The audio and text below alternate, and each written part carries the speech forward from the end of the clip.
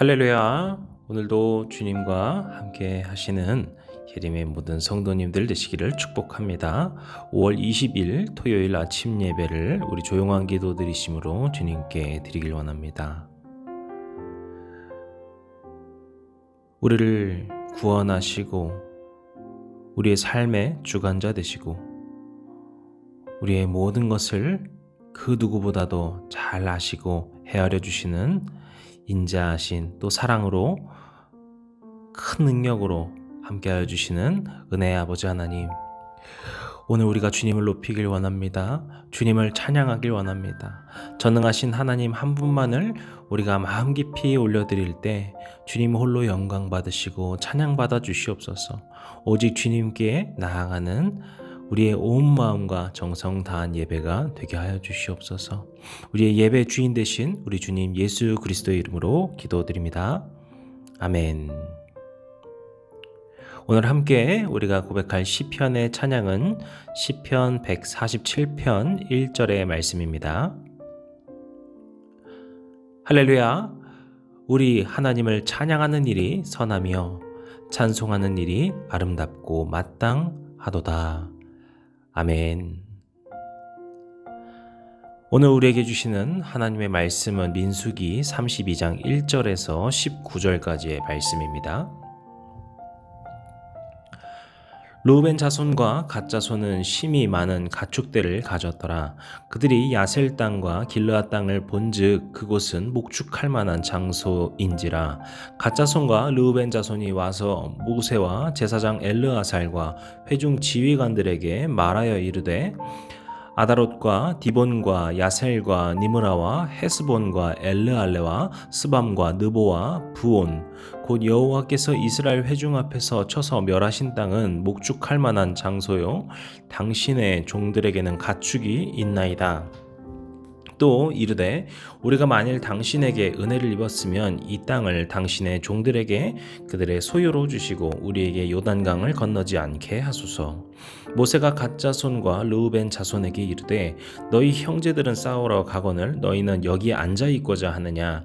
너희가 어찌하여 이스라엘 자손에게 낙심하게 하여서 여호와께서 그들에게 주신 땅으로 건너갈 수 없게 하려 하느냐.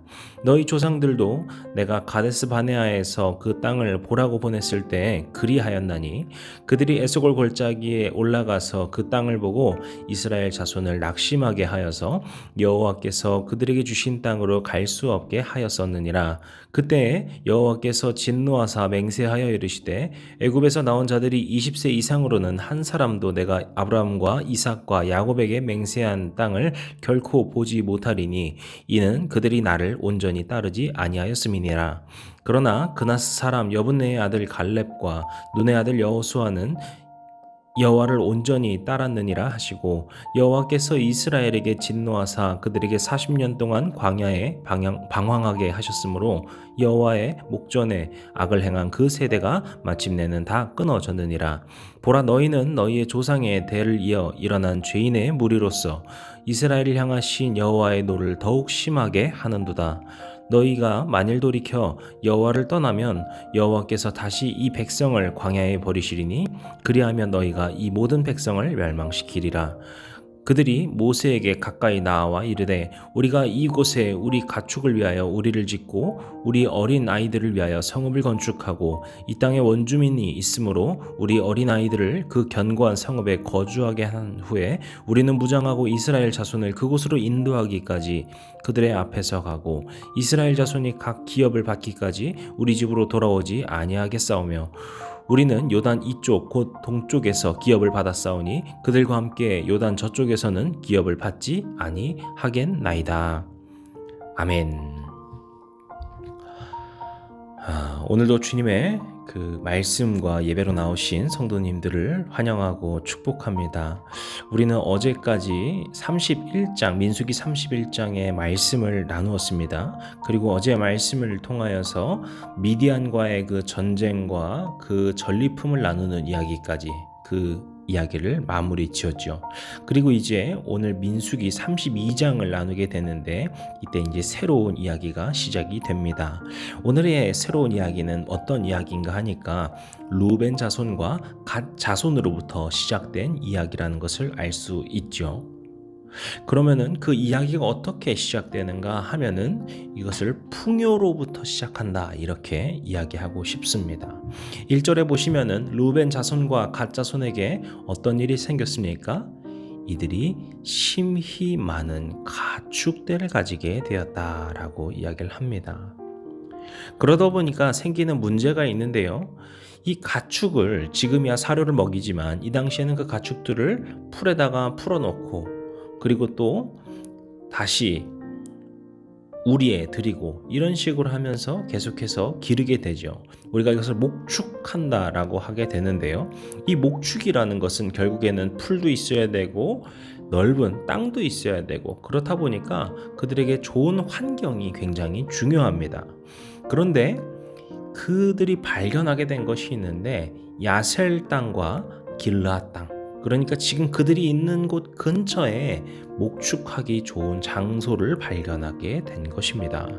그러자 이제 이들이 요청을 하고자 하여서 모세와 제사장 엘르아살 그리고 많은 지휘자들을 모아서 그들에게 이런 요구를 하게 되지요.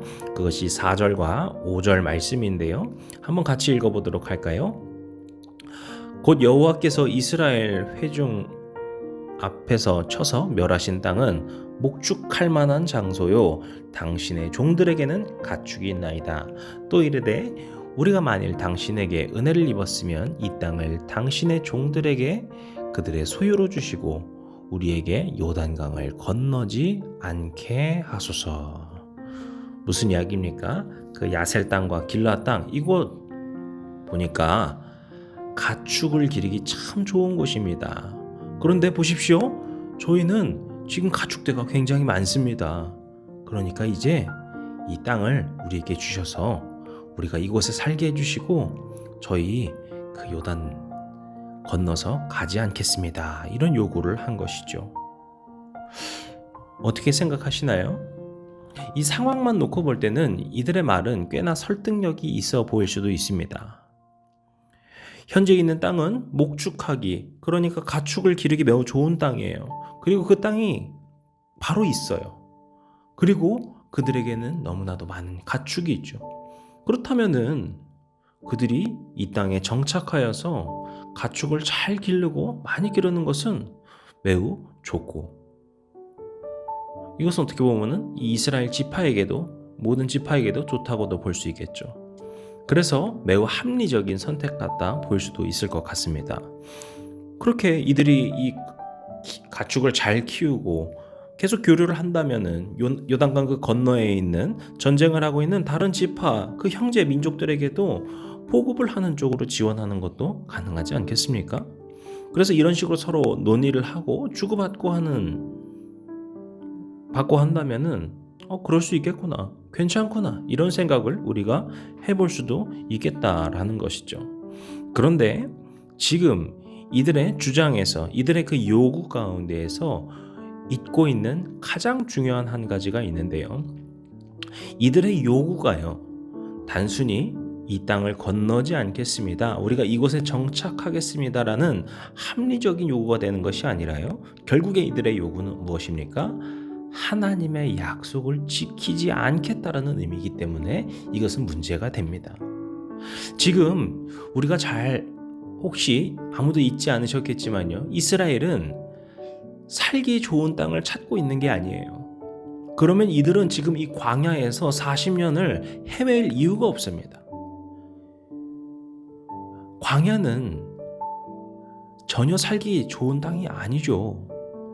그렇다면 이들이 좋은 땅을 찾고 있었다면 40년을 그곳에서 헤매기 아니라 좋은 곳을 찾아갔어야 됐겠죠. 그래서 이스라엘은 지금 좋은 땅을 찾고 있는 것이 아님을 우리가 기억해야 돼요. 그렇다면 이들은 어디를 갖고 있는 것입니까? 하나님께서 약속하신, 하나님께서 인도하신, 하나님께서 허락하신 그 땅 가나안으로 가고 있는 거예요. 그렇기 때문에 지금 르우벤 자손과 갓 자손들이 요구한 것은 자신들 나름에는 합리적인 생각이라고 여길지 모르겠지만 이들의 행동은 하나님의 약속을 따르지 않겠습니다라는 근원적인 문제가 생겨난다라는 것이죠. 때문에 이들의 말을 들은 모세의 대답도 마찬가지입니다. 이것은 꽤나 합리적이다 이렇게 말하지 않죠. 6절, 7절에 어떻게 강하게 이야기를 하죠? 함께 읽어보겠습니다. 모세가 갓 자손과 르우벤 자손에게 이르되 너희 형제들은 싸우러 가거늘 너희는 여기 앉아 있고자 하느냐?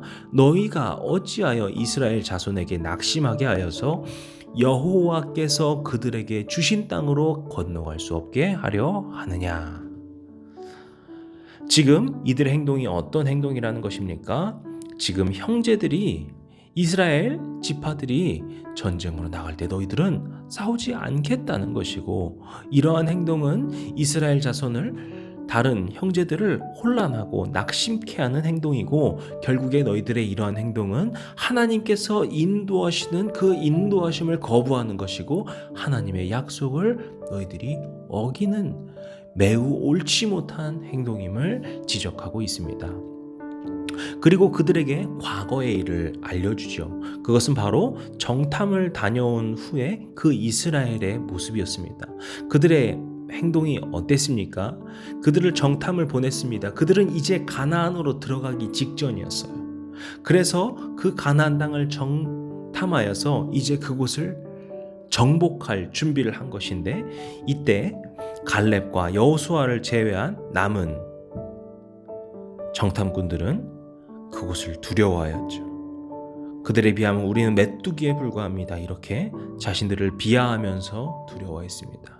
그리고 갈렙과 여호수아가 그곳에 비전을 보여줬음에도 불구하고, 그곳을 하나님께서 우리에게 주신 땅이라고 말했음에도 불구하고, 많은 이스라엘의 회중들은 그 다른 정탐꾼들의 말을 들으려 했고, 모세와 아론을 반역하여서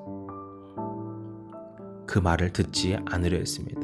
이들의 행동은, 우리가 이전에 말씀드렸죠. 이들의 행동은 그저 모세와 아론이라는 지도자를 반역한 것이 아니라 하나님의 말씀을 반역한 매우 악한 행동이었습니다. 그래서 이에 대해서 하나님께서 크게 진노하셨죠. 하나님께서 내가 이 민족을 다 쓸어버리겠다라고까지 말씀하십니다.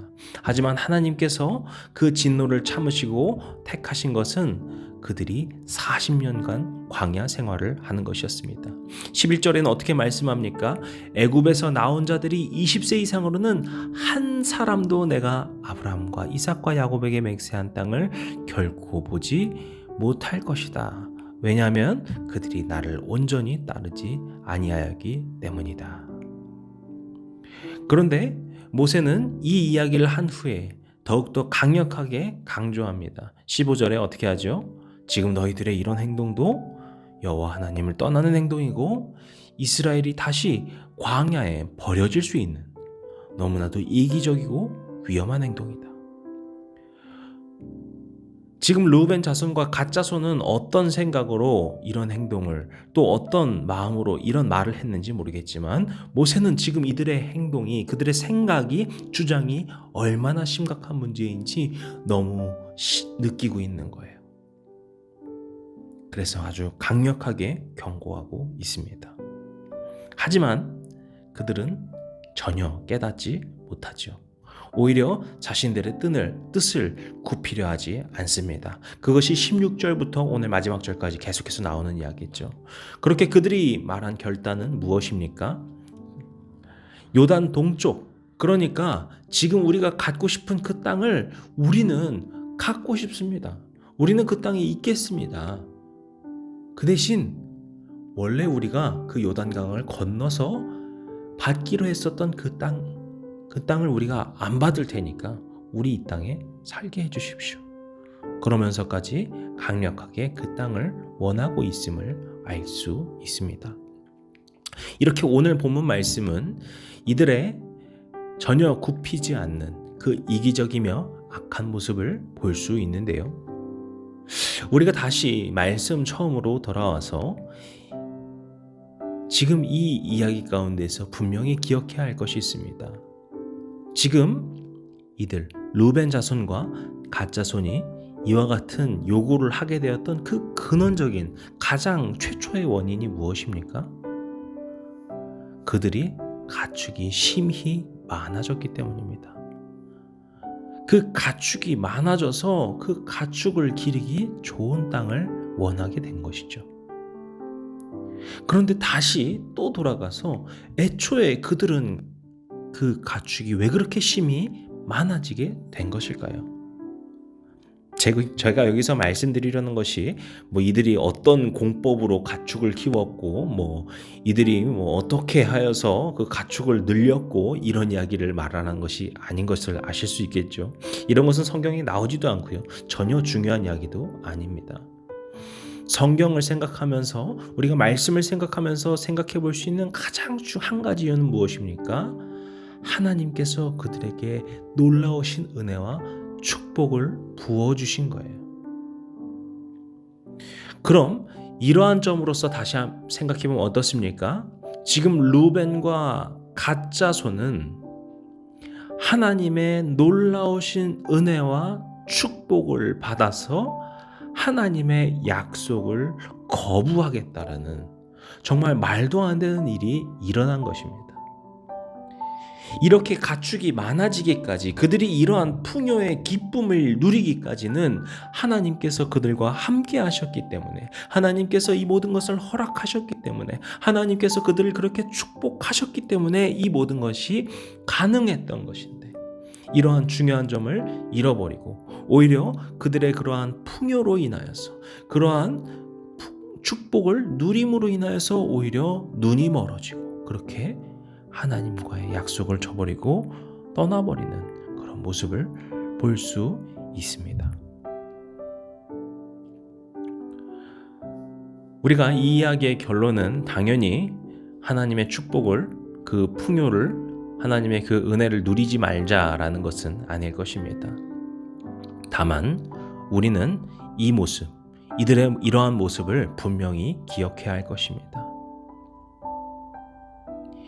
이들이 그 놀라운 축복을 받았을 때 오히려 하나님을 잊어버린 것처럼 우리도 이러한 실수를, 이러한 잘못을, 이러한 죄에 얼마든지 빠질 유혹이 있습니다.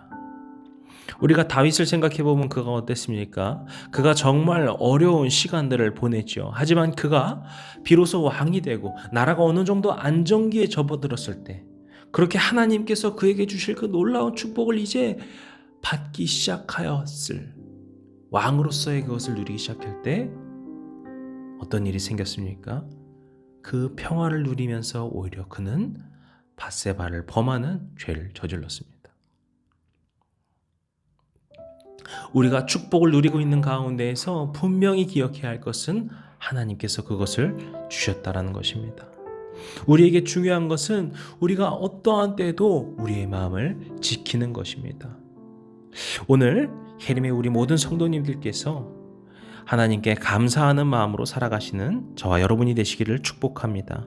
그리하여서 주님께서 우리에게 주신 그 놀라운 은혜를 우리가 늘 기억하고 마음 깊이 새기면서, 주님, 제가 오직 주님의 은혜로 감사하며 살아갑니다. 오직 주님께서 주신 그 놀라우신 축복으로 기뻐하며 살아갑니다. 이러한 고백이 저와 여러분의 고백이 되시고, 그리하여서 우리의 삶 가운데 주님의 풍성한 은혜를 더욱더 누리고 더욱더 기뻐하고 더욱더 감사하며 살아갈 수 있는 그런 놀라운 삶이 되시기를 주님의 이름으로 간절히 축복합니다. 기도하시겠습니다. 이 시간도 우리 가운데 살아계셔서 역사하시는 능력의 아버지 하나님, 오늘 우리는 르우벤과 갓 자손의 실수, 실패, 또 그들의 죄악을 보게 됩니다. 주님, 이러한 그들의 죄악은 우리 가운데에서도 얼마든지 도사리고 있는 유혹이라고 생각됩니다. 주님, 우리의 오늘 하루하루가 그러한 죄악에 빠지지 않는, 그런 유혹에 넘어지지 않고 오직 주님 안에서 감사함으로 바로 설 수 있는 믿음의 삶이 되게 하여 주시옵소서. 오직 주님으로 인하여서 감사하고 주님께서 주신 것에 기뻐함으로 살아갈 수 있는 은혜의 백성들 될 수 있도록 우리를 늘 항상 돌봐주시고 함께 하시고 우리가 그렇게 주님을 경험하며 살게 하여 주시옵소서. 오늘 하루도 이 모든 시간도 주님께서 함께 하실 것을 믿사오며 모든 말씀 예수님의 이름으로 기도드렸습니다. 아멘. 이제 우리 주기도문 함께 들으시고 오늘 예배를 마치도록 하겠습니다. 하늘에 계신 우리 아버지여, 이름이 거룩히 여김을 받으시오며 나라의 임하옵시며 뜻이 하늘에서 이룬 것 같이 땅에서도 이루어지이다. 오늘날 우리에게 일용할 양식을 주옵시고 우리가 우리에게 죄진 자를 사하여 준 것 같이 우리 죄를 사하여 주옵시고 우리를 시험에 들게 하지 마옵시고 다만 악에서 구하옵소서. 나라와 권세와 영광이 아버지께 영원히 있사옵나이다. 아멘.